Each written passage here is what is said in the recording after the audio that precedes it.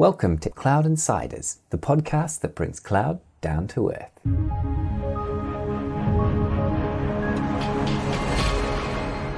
Right, I'm joined today by Bob Plumridge, the Chairman of the Storage Networking Industry Association, EMEA, and CTO of Hitoshi Data Systems. Welcome. Thank you. Good morning. Also joined by Richard Robinson, who's the Strategic Alliances Manager at Xtravirt. Morning. And today, gentlemen, let's dive straight into it. I'd love to talk about DevOps, containers, Dockers, and what it means for IT buying decisions. So perhaps if we start with you, Bob, for those who don't know, who are Hitoshi Data Systems and what do you do? So we're owned by the Japanese giant Hitoshi. We're part of the IT and communications division within Hitoshi. And what we do is we provide IT solutions to all sorts of businesses, everything from the financial sector to telcos to manufacturers to healthcare providers and pretty much any other business you care to name. And when I say IT solutions, I mean everything from consulting all the way down to providing hardware to run the infrastructures on and pretty much everything in between these days. Very good. And in terms of your remit within the data systems division? So me personally, I'm responsible for evangelizing our strategy direction of the organization, talking to our clients, potential clients, around how we see now, if you like, within the industry and how we see the future, what we think the major trends and developments will be in the next 2 to 3 years, how Hitachi are developing solutions and technology to meet those needs, and also spending time listening to what customers want. So what do they see within their businesses? What are their problem areas? Where are the areas that they're looking for help to run their businesses more efficiently? And what can we do to develop solutions, etc., to help them with those problems? Very good. And we'll get into DevOps as one of those emerging areas in a moment. Before we do, I understand you've also got an interest in the Storage Networking Industry Association for EMEA, who you chair. Could you tell us a little bit about that group? Yeah, sure. I've been involved with SNEA now for about 10 years, the last 6 of which I've been chairman. So in Europe, really, what we are is a completely vendor-neutral organisation. Our membership is pretty much all the large IT vendors that you could name around the world. And we really spend our time taking an industry-neutral view of what's going on. So rather than talking about products from individual companies, we talk about the major trends and directions. So DevOps is a good example. We've been doing quite a bit of work and education on that just recently. In the past, it was more around hardware, and as our name would suggest, storage networking. So in the early days of fiber channel, etc., doing standards around interoperability. More recently, standards around the emergence of Flash and NVMe.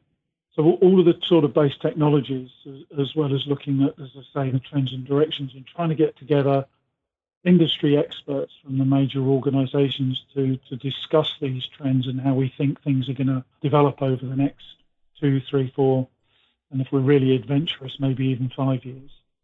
Brilliant. Okay, thank you. So one of those trends is obviously DevOps. Do you want to give us a high level of what DevOps is in an agile and lean context and why it's important to the SDDC or software-defined data center? Yeah, sure. So where this has really come from, I think, is most organizations, or maybe all organizations, have a development arm and they have an operational arm. And they pretty much in the past tended to operate pretty much separately from each other. So the development organization have developed what the business has asked for and what the business needs in order to grow and run. And then when that's developed, they pass it over to the operational team, and the operational team then have the responsibility of running that for the business. So reliability, obviously, performance, and everything else we expect from applications becomes their responsibility. And development then tended to go off and do whatever was next on their priority list, or whatever the business required next. So quite often you lost some of the skills that had been developed or built while their development was going on, and then operations often had to relearn everything, and they would sometimes struggle with this.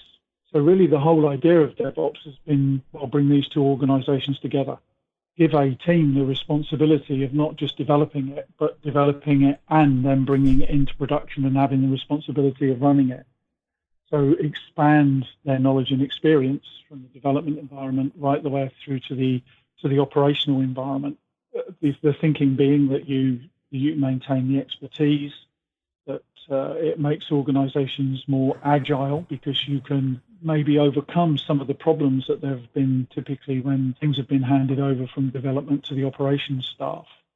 So it's really grown out of that, and it's showing some promise. I'm not saying it's going to solve every problem that has ever been encountered in a development or operational role, but I think we are starting to see it makes significant sense in a lot of organizations. We're seeing a lot of organizations just taking the best practices and the methodology at a very early stage. So they're not admitting to be fully advanced within DevOps, but a number of the organizations that we're consulting with to design, build, deploy cloud environments, they're starting to use agile methodology. They're starting to use methodologies from DevOps under the simple premise of how do we get an idea to market much quicker? Because at the moment it's still, some of these cloud deployments are operated or run very much like linear data center sort of transformation migration projects of sort of 5, 10, 15 years ago. We're slowly starting to see these large organizations take this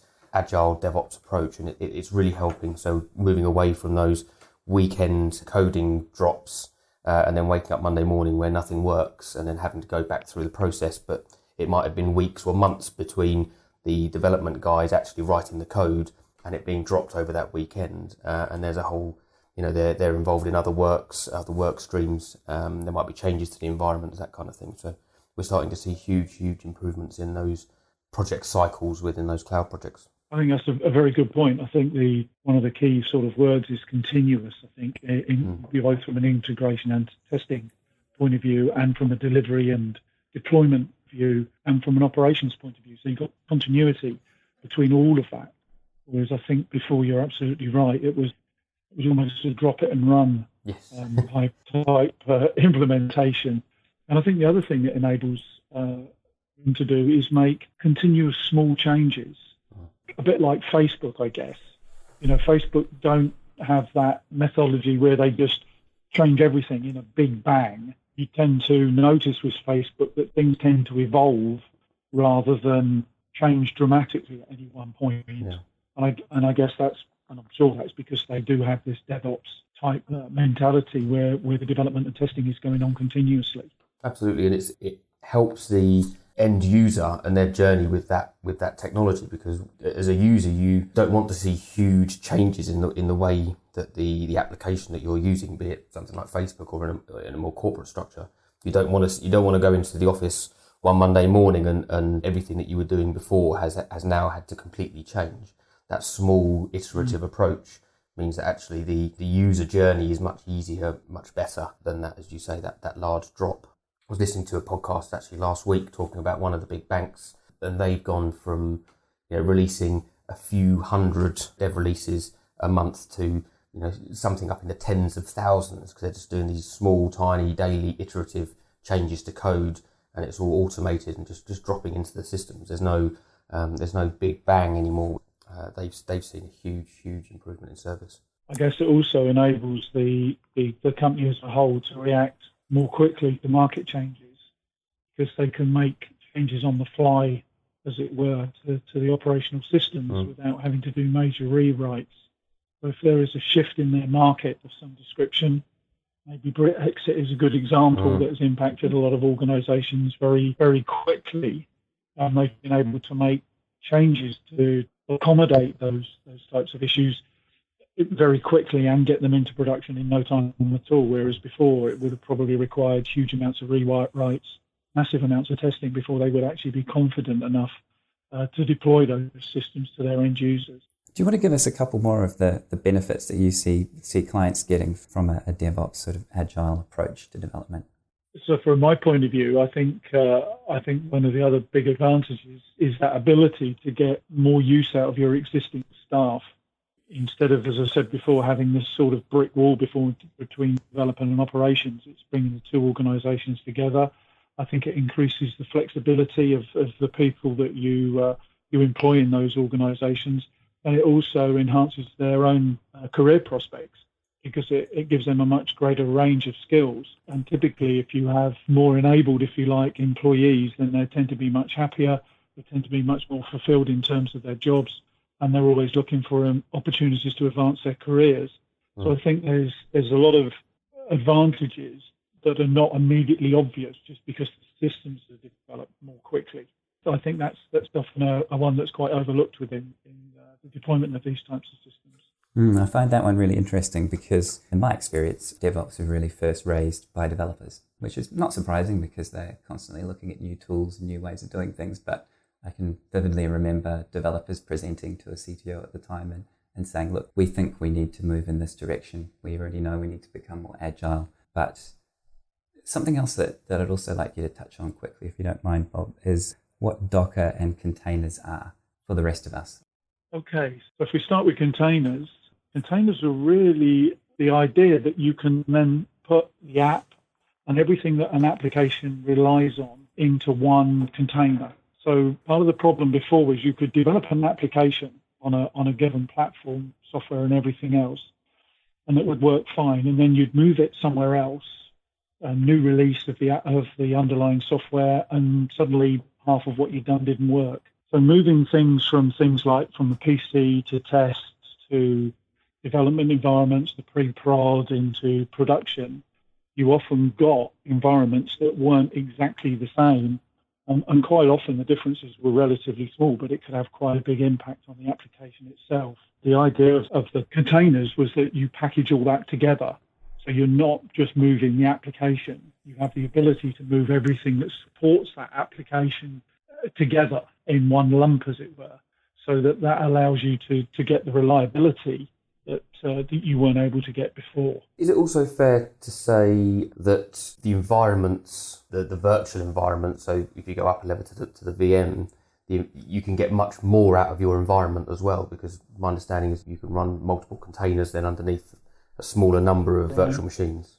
Yes, absolutely. So what you typically find where people have deployed containers is they're running lots of containers. It's not just one, because that would basically be bare metal OS, I guess. But it's building on the virtualization techniques that VMware and Microsoft with Hyper-V have been successfully developing and deploying over the last few years.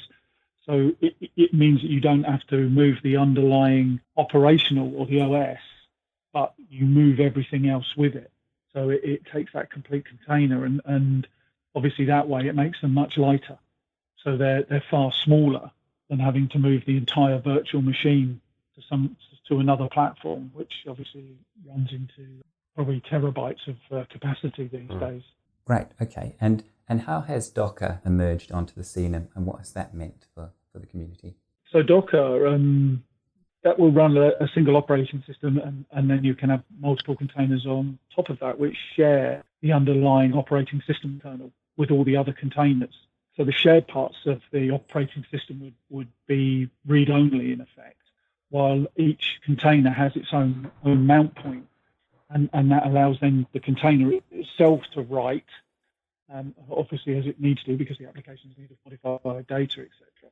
So that means, again, that you're moving megabytes rather than gigabytes or terabytes when you're moving the entire virtual machine. And of course, that way a single server can host lots of containers rather than multiple virtual machines. You have lots of containers running on fewer virtual machines. So really, it's really all about the mobility and reliability of the applications contained within the containers, so that you're not getting the types of problems that I previously described just because you're moving from, I don't know, Python 2.7 to Python 3 or whatever it might be. Okay, makes sense. Thank you. So we've talked about the benefits, we've talked about how it's structured. Who are you seeing in terms of clients and in terms of verticals embracing these kinds of development techniques and moving towards what we might call DevOps? So from what I've seen, DevOps seems to be more prevalent in the financial sector right now than anywhere else. And I'm not sure why that is, to be honest, but that's certainly what we've seen with the customers we work with and we supply services to. But I'm not I've been trying to find out why financial services, but there doesn't seem to be an easy answer to it. I don't know if it's because they feel that they need to become more agile more quickly in response to, the startups that we're starting to see emerge in the financial services space. And maybe large manufacturers are not seeing that. Yeah, I don't know. Do you have a view on that, Richard? Interestingly, I had a number of conversations a few years ago while working for another company with Barclays, just after they'd created the Ping It app. And they'd actually set up an internal function in the business to work out how they can engage with startups and sort of single developers. There's an organisation called Tech Hub, which is a kind of a community of small startups and developers. And the move was, the example that I was given by the chap at Barclays who was given this job, this role, was if they wanted to create an app such as Ping It, in the past they would have had to have gone to an IBM or an Accenture, an organisation like that, and the whole project might have taken a year to 18 months because there would be the usual process and rigmarole around these kinds of projects. They knew that they needed to be able to work in a more, to coin a phrase, agile environment, a more agile way, because a startup organisation was able to create and use DevOps to deliver an app in days, weeks, months. So I think it was absolutely your point. It was that need and fundamental need to be able to compete with what a startup can do. And so instead of having to go out to effectively buy these companies, they wanted to be able to operate in that way, in that environment, just to be able to take things to market quicker, rather than taking a year to 2 years to create an online presence or an app. They needed to be able to do it in weeks and months, and the only way to be able to do that, I think, was they looked at it and saw that DevOps was going to be the only way. And I think the banks started to do it when they saw online banking was obviously the start of the big change for them. And then two key things were banking apps on iPhones and the such, and then the consumer's desire to be able to pay for and share money seamlessly. There's a huge drive for that, and I don't think banks would have been able to deploy those types of applications by going through the old methods and old processes. That's interesting, because it does make you think then that other industries will be affected if they're not already. If you look at, say, Airbnb, I think another good example is often used, obviously pretty much 100% app-driven organisation. And it would be interesting to know, and I don't know the answer to this, if organisations such as the large hotel chains, Marriott, etc., are being impacted by them, and if that is forcing them to look at DevOps in order to speed up their deployment of new systems and new offerings to additional customer base. Absolutely. One of the markets that we've seen an increase in is actually the retail sector. Some of the large supermarket chains are really starting to get developed in DevOps, if there's a better phrase for it. I suspect that's driven by the increase in their consumer traffic that is online versus through the shopfront. It's interesting, isn't it, when you look at a lot of the retailers and the proportion of business that is now done online versus people walking through the door and physically buying things. Absolutely. That whole thing is shifting dramatically, and I guess, again, that's a very good example. If their app's not right and their website's not right, then they lose business, and they will lose huge amounts of business. Absolutely. I think we've seen, certainly in the UK, one or two examples of where certain companies haven't quite got their website right, and it's cost them big time. Yeah, absolutely. I was working on a project a number of years ago, and they were trying to, quite a while ago, so they were trying to move from kind of physical/virtual colo data centers to starting to talk about private clouds. And one of the huge drivers for that was for their Christmas Day web traffic. And I can't remember the exact metrics, but it was along the lines of on Christmas Day itself, the website gets more traffic in the UK than the Amazon website. But through the rest of the year, at the time, certainly they didn't have online shopping, as in groceries, and I don't know if they still do. But they weren't an organisation that was very heavily reliant on web presence. They were still very much in the central business district of every town in the country. But then all of a sudden they were having to have Amazon size and style infrastructure just for 1 or 2 days a year. So I think that's a real interesting example of how these organisations have had to look at infrastructure and say we can't buy X hundreds of or thousands in that case of VMs and storage and everything else just to be reliant on one day. And now we're moving forward. The DevOps opportunity for them, will almost eradicate a huge amount of that issue. Where they can spin up and change their environment in days and minutes. It's interesting, isn't it? I heard some statistic along the lines of organisations such as Marks and Spencer's. They do 60, 70, 80% of their business in the 6 weeks before Christmas. And you're right. I mean, building an infrastructure to support the amount of traffic that they do for 6 weeks, and then for the other 44 weeks of the year or whatever it is, 46 weeks of the year, that infrastructure is only used to 20% of its capabilities. It's quite staggering. And I guess that's where cloud bursting came from and the ability to be able to cope with that. There was another interesting example in that, and that's the examination boards results systems. So one day of the year when all the kids get their exam results and they all go online, that system is just swamped by every student in the country. And of course, for the rest of the year, it's never used. Absolutely. And quite an interesting problem for them. Yeah, absolutely. With those retailers, I'm assuming you have this problem, but I know you have it in the insurance sector. So all those Lloyd's organisations is they will have a change freeze on their entire IT environment. So the insurance sector, the Lloyd's insurance sector certainly has a renewals date. Almost everything renews on the 31st of December. So for certainly weeks, if not months beforehand, they have an absolute change freeze on their environment. Anything from if they need to buy SAN, that has to be done in the summer and in for September, because they can't, they're not allowed to change their environment because they don't want to risk anything breaking, going wrong for that change or for that huge increase and spike on the 31st of December. And I suspect that the retail chains are the same in that, as you say, that 6 week period before Christmas, I suspect in that and before it, there's a complete change freeze. Whereas if they were operating within a DevOps environment, I suspect that freeze will be either eradicated or lesser. And I assume it would be the same for most large financial organisations when it comes up to the end of the tax year. Absolutely. They probably have a massive change freeze in the last 3-4 weeks running up to that point because they just daren't change anything just in case something goes wrong. Yeah. So another use case, I guess.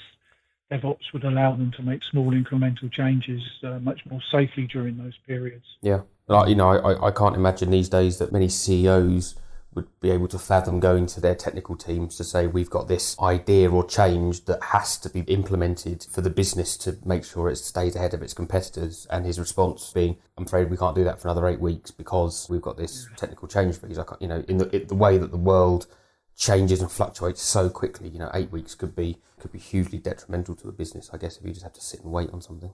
What we often see is, if you're first to market with a new service, a new product, typically you'll get 50% of the market, all things being equal. If you're fourth, fifth, you could well be fighting over the last 5 or 10%. So, if you've got that brainwave, or you can see an opportunity, you want to get that service to market or that offering to market quickly as you possibly can. And if you can't change your systems to support that type of deployment, then you are going to find your business struggling very quickly.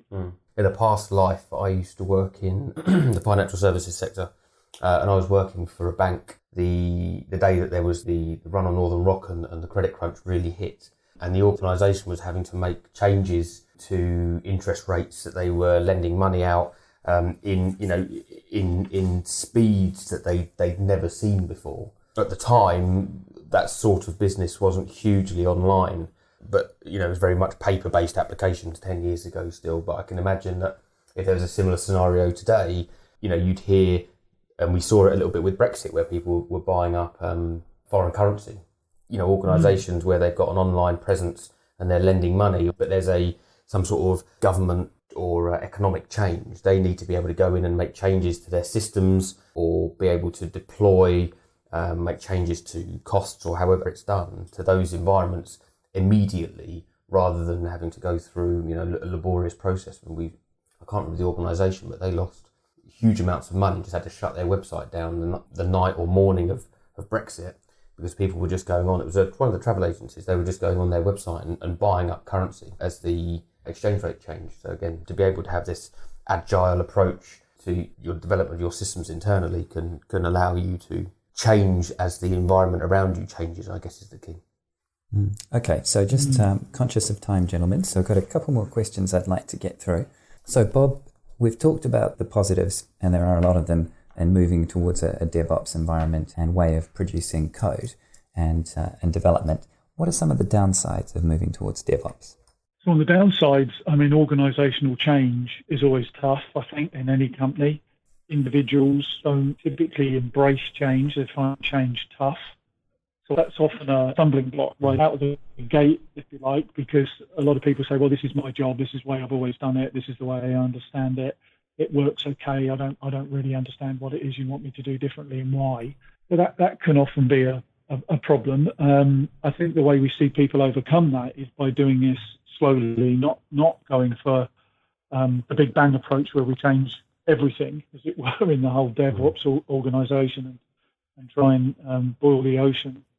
We see slow incremental change as the way to do it, and maybe identify within the organisations people who are change agents, people who enjoy change, people who enjoy the challenge, and allow them to pioneer it.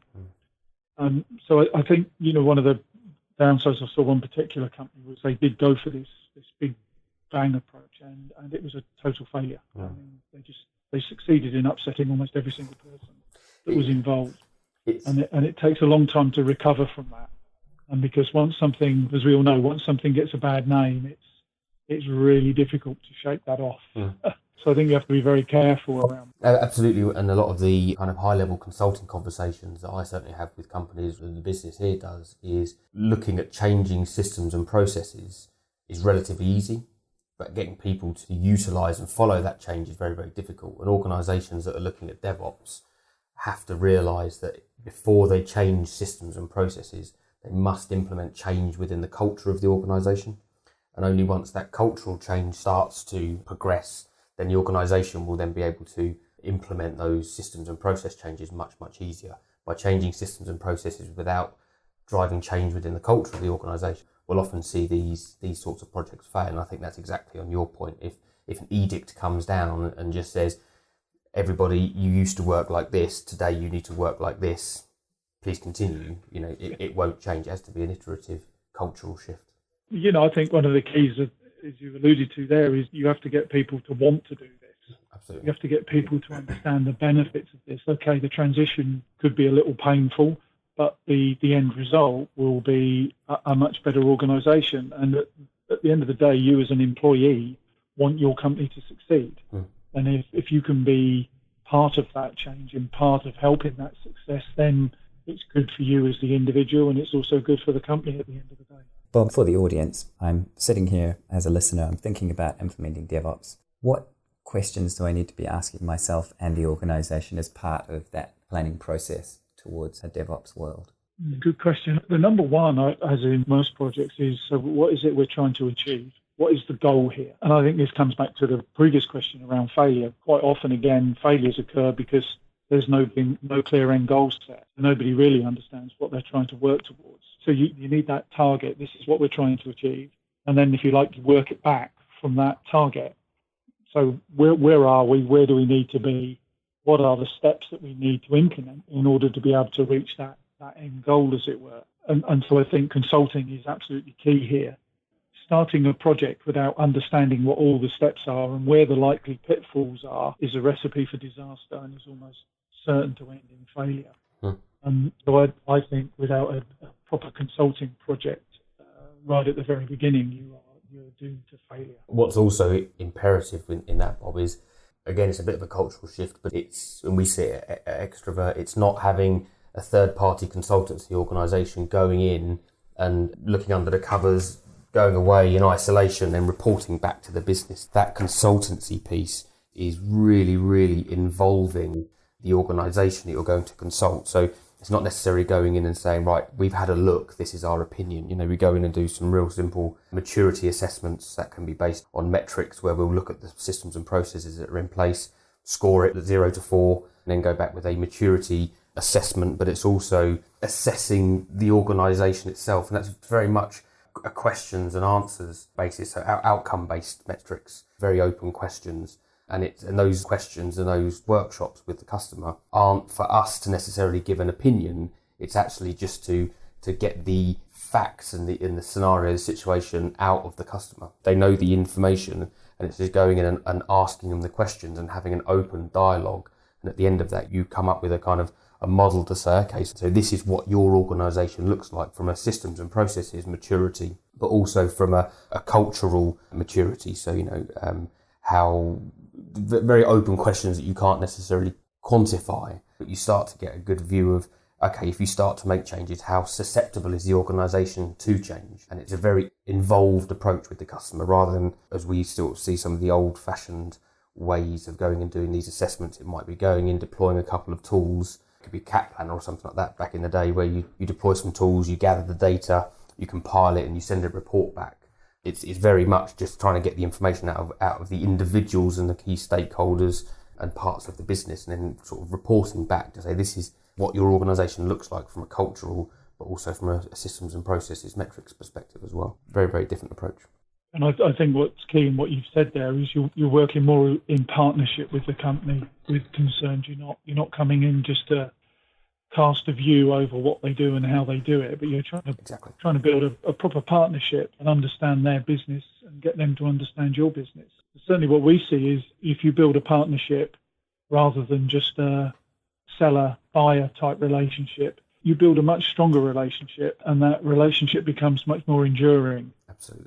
And you become a trusted advisor as well to the organisation. Uh-huh. So you're not seen as just somebody who's going in just trying to sell them a bit of consultancy, take the money in and run, as it were. Exactly, and we're having much more involved.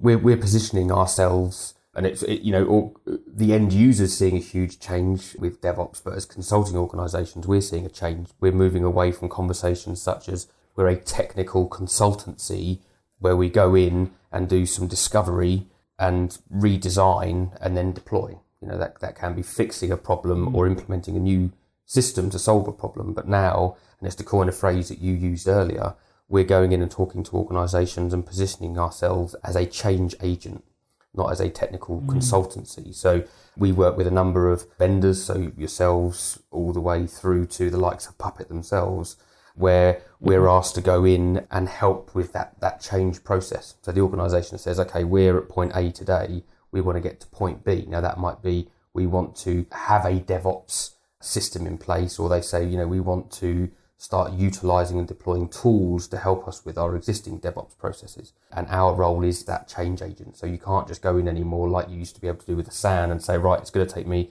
a week to plug it all in and I'll go into the GUI and set it up. You're operating as a change agent. I suspect that's where organisations like HDS will see a change, where it will move away from RFPs and huge schematic designs to starting off at the very beginning to operate as a change agent, and then it's an iterative change to their back-end environments and the technologies that you guys would then sell to those customers. Yeah, and I think it's also coming down to, there's a business problem to be solved, and that problem may be solved by technology, and it may not be solved by technology. It may be solved by just a process change.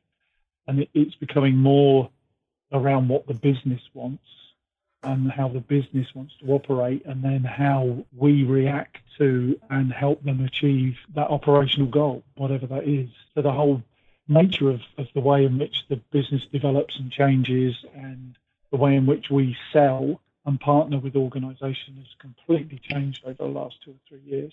In terms of where you see the future heading, what are you seeing happening in the market, both in relation to DevOps and in relation to the way that organisations are planning across their IT estate? Yeah, good question. I've been in the industry a long time now, and I've said this many times, and I know other people have said similar things. What really is surprising me is the pace of change that we're seeing now. I think it's true to say we've seen more change in the last 3 years in this industry than we saw in the previous 10. I think, you go back 5-10 years ago, the industry was quite staid, quite stuck in its ways.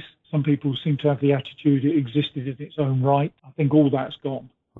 More and more, everything we do, and I'm pretty sure this is true of the competition now, is seen as a service. And if you don't provide a service with quality and reliability, it doesn't matter what else you do, you won't succeed. And that hand in hand with that is you have to be able to cope with the pace of change. And that pace of change is really from top to bottom in the industry. It's everything from the real base technology, the change we've seen from disk drives to flash, like where the data is actually held has changed. 10 years ago, who would have believed that the majority of what we do is now sold as a service?